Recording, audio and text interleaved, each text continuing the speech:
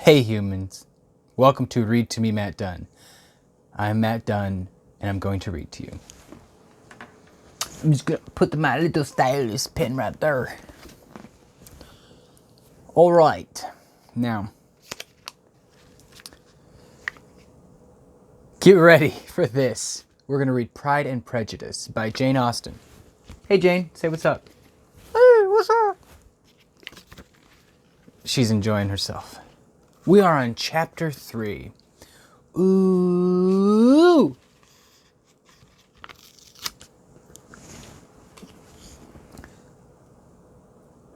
Not all that Mrs. Bennet...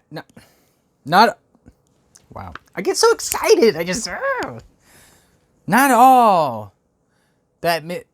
Not all that Mrs. Bennet, however, with the assistance of her $5...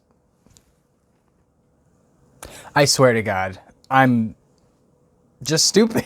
This is just me being stupid. With the assistance of her 5 daughters, not dollars. She ain't got $5. Why? She's going after Mr. Bigley. Whatever. With the assistance of her 5 daughters, could ask on the subject, was sufficient to draw from her husband any satisfactory description of Mr. Bingley. You know what Mr. Bingley reminds me of? Bing. Chandler Bing. Maybe Chandler Bing is a throwback to Bingley. I think funny is very an attractive trait for a person. Mr. Bingley. Mr. Bingley's probably really funny too, but that name, he has to be funny. He has to be a crack riot guy. They attacked him in various ways with bare-faced questions, ingenious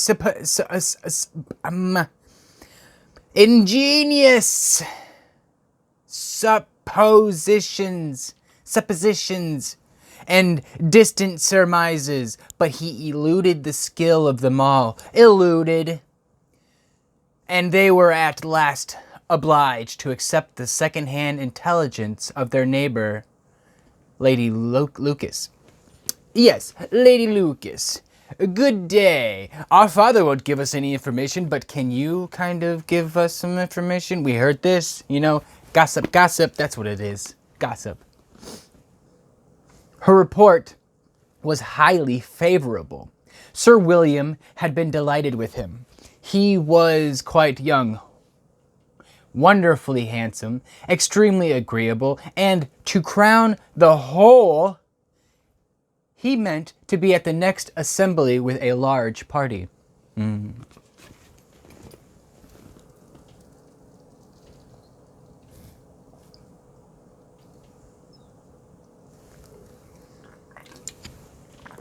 Just checking to make sure my mic's plugged in. Everybody should check to make sure your mic's plugged in because you get a whole video and right? Nothing could be delightful. To be fond of dancing with a certain step toward falling in love. And very lively hopes of Mr. Bingley's heart were entertained. I'm sorry. Don't hate me if I'm not reading this right. I'm doing my best. Please. If I can but see one of my daughters happily settled at Netherfield, said Mrs. Bennet to her husband, and all the others equally well married, I shall have nothing to wish for. Then what's the point of living, am I right? In a few days, Mr. Bingley returned Mr. Bennet's visit and sat about 10 minutes. I'm just going too fucking fast, I guess. And sat about 10 minutes with him in his library. He had entertained hopes of being admitted to a sight of the young ladies. Of whose beauty he had heard much, but he saw only the father. This is it. This is you want to get the that thing, the desire. Yeah, desire. I heard that phrase that giving into fuck it. I don't know the phrase. It said something about desire. Am I right? Desire. Keeping him wanting. The ladies were somewhat more fortunate, for they had the advantage of ascertaining from an upper window that he wore a blue coat and rode a black horse. An invitation to dinner was soon afterwards dispatched, and already Mrs. Bennet planned the course that were to do credit to her housekeeping, when an answer arrived which deferred it all. Mr. Bingley was obliged to be in town the following day, and consequently unable to accept the honor of their invitations, etc. Mrs. Bennet was quite disconcerted. She could not imagine what business he could have in town so soon after his arrival in Hertfordshire. And she began to fear that he might be always flying about from one place to another and never settled in Netherfield, as he ought to be. Lady Lucas quieted her fears a little by starting the idea of his being gone to London, only to get a large party for the ball. Yeah, and a report soon followed that Mr. Bingley was to bring 12 ladies and 7 gentlemen with him to the assembly. The girls grieved over such a number of ladies, but were comforted the day before the ball by hearing that instead of 12, he had brought only 6 with him, and from London. From London, only 6. His 5 sisters and a cousin.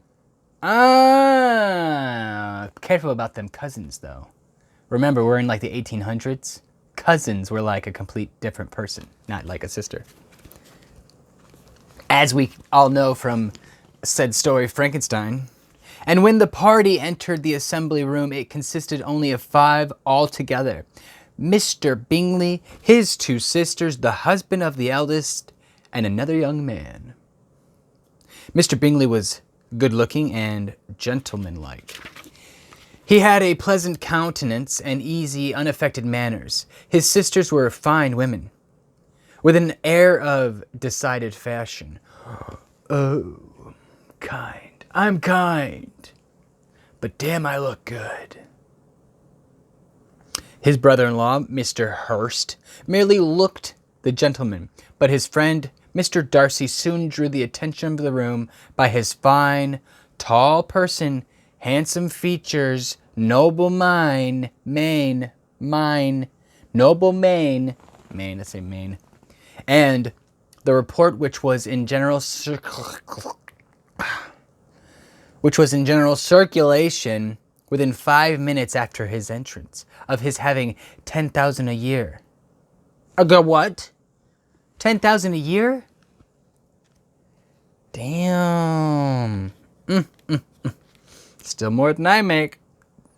The gentleman pronounced him to be a fine figure of a man. The ladies declared he was much handsomer than Mr. Bingley, and he was looked at with great admiration for about half the evening, till his manners gave a disgust which turned the tide of his popularity, for he was discovered to be proud, and to be above his company, and above being pleased, and not all his large estate in Derbyshire could then save him from having a most forbidding, disagreeable countenance, and being unworthy to be compared with his friend. I don't know where they're getting at. Mr. Bingley had soon made himself acquainted with all the principal people in the room. He was lively and unreserved, danced every day. Danced every dance. Danced ever danced. And was angry that the ball closed so early, and talking of giving one himself at Netherfield. So I would be like, party at my place, after party, woo-doo. Everyone, carriage ride. Carriage ride. The after parties actually would have to be the next day, because it takes so long for people to travel from country to country. So it's like, yo, let's take this show on the road trip. Anyway, such an amiable qualities must speak for themselves. What a contrast between him and his friend. Mr. Darcy danced only one with Mrs. Hurst, and once with Ms. Bingley, declined being declined being introduced to any other lady, and spent the rest of the evening in walking about the room, speaking occasionally to one of his own party. His character was decided. He was the proudest, most disagreeable man in the world, and everybody hoped that he would never come there again. Amongst the most violent against him was Mrs. Bennet, whose dislike of his general behavior was sharpened into particular resentment by his having slighted one of her daughters. Slighted, motherfucker! Let's find out what happened. Elizabeth Bennet had been obliged, by the scarcity of gentlemen, to sit down for 2 dances, and during part of that time, Mr. Darcy had been standing near enough for her to overhear a conversation between him and Mr. Bingley, who came from the dance just a few minutes ago to press his friend to join it. Anyway, come, Darcy, said he, I must have you dance. I hate to see you standing about by yourself in this stupid manner. You had much better dance. She just called him stupid. I certainly shall not. I certainly shall not. You know how I detest it. Unless I am particularly acquainted with my partner, at such an assembly as this, it would be insupportable. Your sisters are engaged, and there is not another woman in the room whom it would not be a punishment to me to stand up with. I would not be so fastidious as you are, cried Bingley. For a kingdom, upon my honor, I never met with so many pleasant girls in my life as I have this evening. And there are several of them you see uncommonly pretty. You are dancing with the only handsome girl in the room, said Mr. Darcy, looking at the eldest Miss Bennet. Oh, she is the most beautiful creature I ever beheld, but there is one of her sisters sitting down just behind you, who is very pretty, and I dare say very agreeable. Do let me ask my partner to introduce you. This guy must be like, dude, stop it. I didn't come here to fucking get hooked up. I got things to do. Darcy's the fuck bitches get money routine. Which do you mean? And turning round, he looked for a moment at Elizabeth, till, catching her eye, he withdrew his own and coldly said, She is tolerable, but not handsome enough to tempt me. Damn, cold motherfucker. And I am in no humor at present to give consequence to young ladies who are slighted by other men. You had better return to your partner and enjoy her smiles, for you are wasting your time with me. Mr. Bingley followed his advice. Mr. Darcy walked off, and Elizabeth remained with no very cordial feelings toward him. She told the story, however, with great spirit among her friends, for she had a lively, playful disposition which delighted in anything ridiculous. The evening altogether passed off pleasantly to the whole family. Mrs. Bennet had seen her eldest daughter much admired by the Netherfield party. Mr. Bingley had danced with her twice, and she had been distinguished by his sisters. Jane was as much gratified by this as her mother could be, though in a quieter way. Elizabeth felt Jane's pleasure. Mary had heard herself mentioned to Miss Bingley as the most accomplished girl in the neighborhood. That is not a compliment. Ugh. And Catherine and Lydia had been fortunate enough to be never without partners, which was all that they had yet learnt to care for at a ball. They returned therefore in good spirits to Longbourn, the village where they lived, and of which they were the principal inhabitants. They found Mr. Bennet still up, With a book, he was regardless of time, and on the present occasion he had a good deal of curiosity as to the event of the evening which had raised such splendid expectations. He had rather hoped that all his wife's views on the stranger would be disappointed, but he soon found that he had very different story to hear. A very different story. You get it. You get it. You get it. Oh, my dear Mr. Bennet, as she entered the room, we have had most delightful evenings. One evening. A most excellent ball. One ball. I wish you had been there. Jane was so admired. Nothing could be like it. Everybody said how well she looked, and Mr. Bingley thought her quite beautiful. And danced with her twice. Shit, only think of that. My dear, he actually danced with her twice. And she was the only creature in the room that he asked a second time. First of all, he asked Ms. Lucas. I was so vexed to see him stand up with her, but however, he did not admire her at all. Ugh, indeed, nobody can, you know. And he seemed quite struck with Jane as she was going down the dance. So he inquired who she was and got introduced and asked her for the two next. Then the two-third he danced with Mrs. King, and two-fourth with Mary Lucas, and two-fifth with Jane again. And the 2-6 with Lizzie and the Blanger, I don't know what the fuck that word is. If I had any compassion, if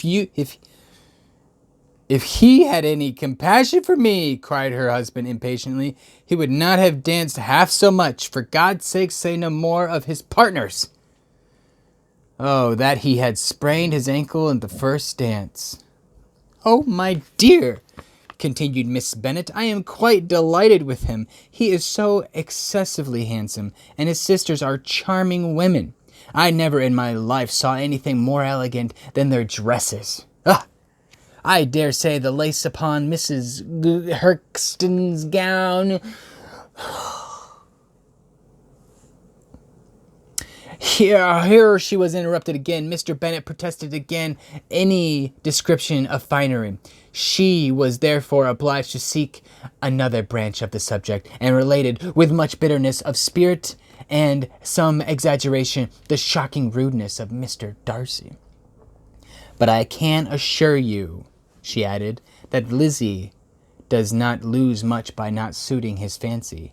For he is a most disagreeable, horrid man, not at all worth pleasing. He walked here, and he walked there, fancying himself so very great, not handsome enough to dance with. I wish you had been there, my dear, to have given him one of your set-downs. I quite detest the man.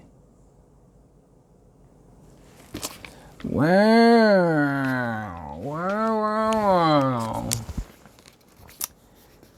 That was chapter 3.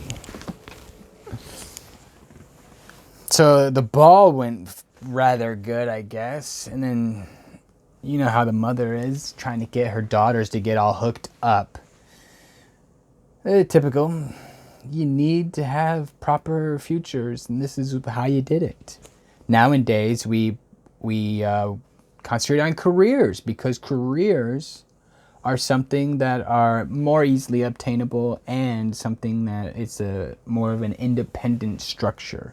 Back in the day, it wasn't so easy to have a career, and marriage and family was a stability and structure. And money, if you had money, you go get it, motherfucker. Anyway, if you wish for me to read some more, please check out more of my videos. Like, subscribe, and comment down below, and we'll be friends, I promise. Because we already are.